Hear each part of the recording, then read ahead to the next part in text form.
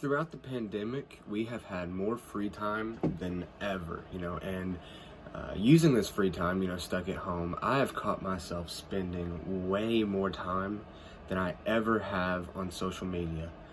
And when I looked at the topic of this speech being informative, and I was searching for a topic, and I realized that these hours that we are spending on social media have to have some sort of negative effect. And so I wondered what possible negative effects excessive use of social media could have on young people and people of any age today. And what I found shows that excessive social media use can lead to increased rates of depression and suicide. And the social comparison that social media can lead one to do can often lead to low body image, low image socially, thinking that you are less important than other people or worth less than other people.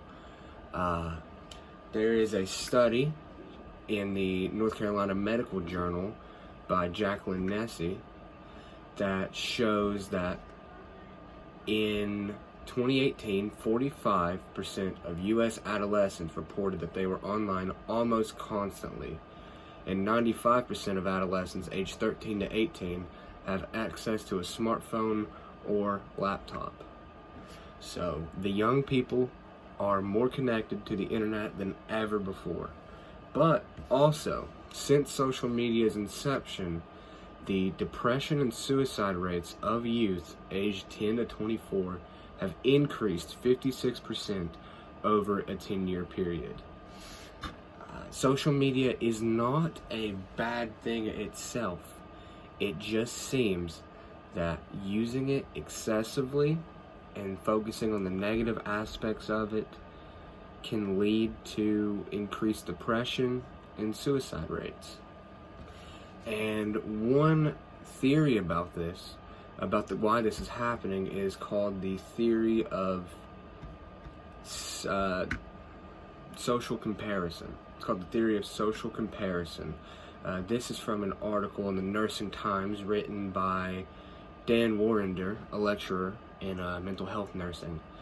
And he states that one of the many reasons social media could be increasing people's anxiety and depression is something called social comparison. Everybody on social media puts on a perfect face, a life that they want to look the best and the most interesting they can. And when you only see the positive of somebody, but you see all the negatives of yourself, it is theorized that it leads to you feeling like they don't have any problems. Why am I having all of these problems? Why am I not as perfect as the person on the screen? Why am I not as pretty as the girl that has Facetuned her picture for the last 25 minutes?